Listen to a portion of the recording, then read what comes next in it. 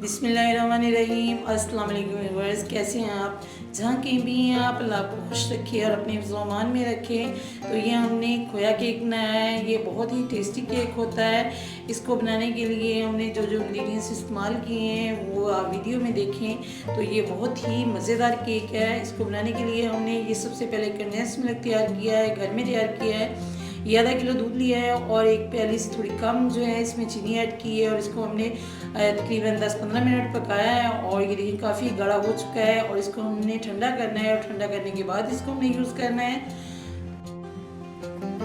ये हमने 1 किलो दूध लिया था और ये खोया बनाने के लिए हमने इसको बॉईल कर लिया है और ये आधा किलो के करीब रह चुका है। और इसको हमने इतना पकाना है कि जो दूध है सारा खुश्क हो जाए और ये बिल्कुल खोया बन जाए। तो इसमें तकरीबन आधा किलो अब रह चुका है। मैंने अब फूड कलर इसमें ऐड कर दिया है। ये पिंक फूड कलर मैंने इसमें ऐड किया है। आप कोई भी कलर इसमें यूज़ कर सकते हैं। ये थोड़ा कम कलर है, इसको मैंने थोड़ा सा और ऐड करूँगी ताकि इसका जो कलर है वो ज़्यादा अच्छा लगे। तो इसको हमने इतना बॉईल करना है कि इसको बिल्कुल हमें खुश्क कर लेना है। तो जैसे ये खुश्क होता है तो मैं आपको दिखाती हूँ। तो ये देखिए दूध सारा जो है वो खुश्क हो चुका है और ये काफ़ी गाढ़ा हमारा पेस्ट सा बन चुका है। इसको हम खोया कहते हैं। तो ये कलरफुल खोया है। और अब हम इसमें ऐड करेंगे ये सूखा दूध। तो ये जो दूध है, ड्राई मिल्क जो है, ये आप इसमें इतना डालेंगे कि ये ज़रा सख्त सा मावा बन जाए। और ये देखें मैंने तकरीबन 4 चम्मच इसमें डाल के इसको अच्छी तरह मिक्स करने के बाद ठंडा किया है। और ये छोटे छोटे मैं इसके पीसेस कर रही हूँ। तो ये इस तरीके से ये काफ़ी सख्त होना चाहिए। तो ये देख लें किस तरीके से मैं इसके पीसेस कर रही हूँ। 1 चम्मच ऑयल के साथ मैंने इसको ग्रीस कर लिया है। ये हमारा केक टिन की प्लेट है और इसके ऊपर मैं बटर पेपर लगा के इसको सेट कर दूँगी।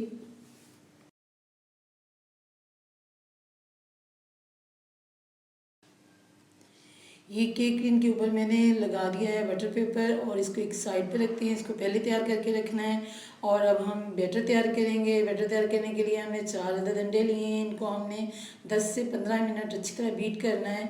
और ये मैं हैंड बीटर के साथ इसको बीट कर रही हूँ। आप इसको इलेक्ट्रिक बीटर के साथ भी बीट कर सकते हैं। तो इसको ज़्यादा बीट करना है। जितना अच्छा आप बीट करेंगे उतना अच्छा हमारा केक बनेगा। और ये हमने जो खोए के छोटे छोटे पीसीस करके रखे हुए थे वो पड़े हैं। ये ऑयल है, मक्खन से मैंने ऑयल बनाया है। और ये 4 टेबल स्पून है कंडेंस मिल्क है। और ये हमारे पास मैदा है 1 प्याली।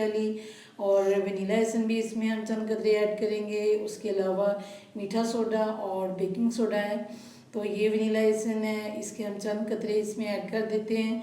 तो ये खुशबू आती है इससे अच्छी और जो अंडे की स्मेल होती है वो बिल्कुल दूर हो जाती है। इसको हमने अच्छी तरह बीट करना है। जितना हम इसको अच्छी तरह बीट करेंगे उतना हमारा जो केक है वो अच्छा बनेगा। तो अब हम इसमें ऐड कर देंगे ये मक्खन जो मैंने पिघला के रखा हुआ था। ये हमने कम ही यूज़ करना है क्योंकि ये जो हमारा खोया है इसमें भी ऑयल मौजूद है। तो ऑयल हम इसमें 4 टेबल स्पून से ज़्यादा नहीं ऐड करेंगे। तो उसके अलावा इसमें हम डालेंगे कंडेंस मिल्क। कंडेंस मिल्क जो है वो जो मैं प्याली आपको दिखा रही हूँ वो चीनी की प्याली थी, लेकिन भर के नहीं ली, आधी से थोड़ी ज़्यादा थी। तो इस हिसाब से आप कंडेंस मिल्क बना लें।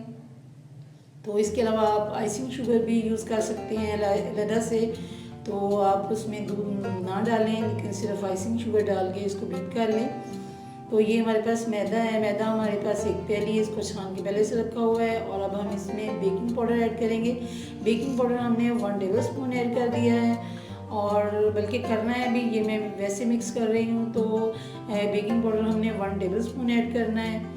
और जो मीठा सोडा है वो हमने ½ टी स्पून इसमें ऐड करना है क्योंकि मीठा सोडा हमने थोड़ा कम यूज़ करना है। तो मीठा सोडा हमने ज़्यादा नहीं डालना।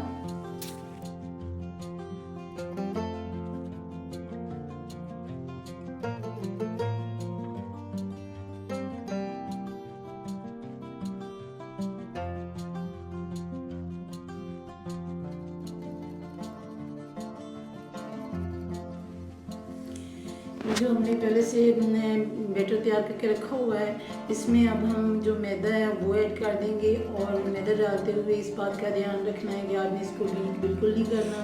इसको आहिस्ता आहिस्ता आपने इस तरीके से मिक्स करना है और थोड़ा थोड़ा करके डालना है। जहाँ पे आपको लगे कि ये हमारा बिल्कुल बैटर तैयार हो चुका है, आप मैदा डालना छोड़ दें, क्योंकि अगर सख्त हो जाए तो फिर मसला होता है, नरम हो तो सही है। क्योंकि सख्त होने पे अगर फ़र्ज़ करें आपका सख्त हो जाए तो आप इसमें एक अंडा जो है वो बीट करके भी डाल सकते हैं, लेकिन अंडा डालते हुए भी चम्मच से आपने डालना है। और अगर सख्त हो जाए तब डालना है, अगर नरम हो तो आप इसमें मैदा मज़ीद और ऐड कर सकते हैं, लेकिन थोड़ा थोड़ा करके डालना है। ये देखिए मैंने सारा मैदा जो एक प्याली था वो इसमें डाल दिया है और हमारा जो बैटर है वो रेडी हो चुका है।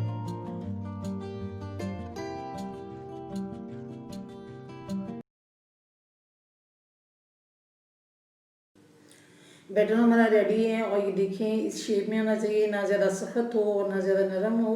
और ये केक टिन में हम डाल देते हैं और डालने के बाद हम इसके ऊपर लगाएंगे जो खोया बना के रखा हुआ है, सेंटर में भी आप इसके लगा सकते हैं, तो इसके अंदर मिक्स भी कर सकते हैं। मैं ऊपर लगा रही हूँ और ऊपर लगाने के बाद हम इसको बेक करेंगे।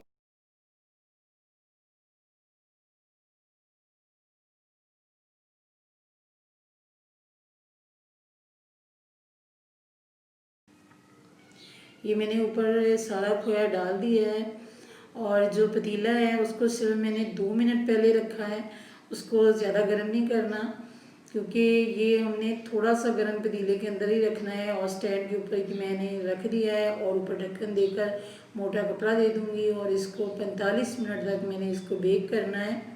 तो देखते हैं 45 मिनट के बाद।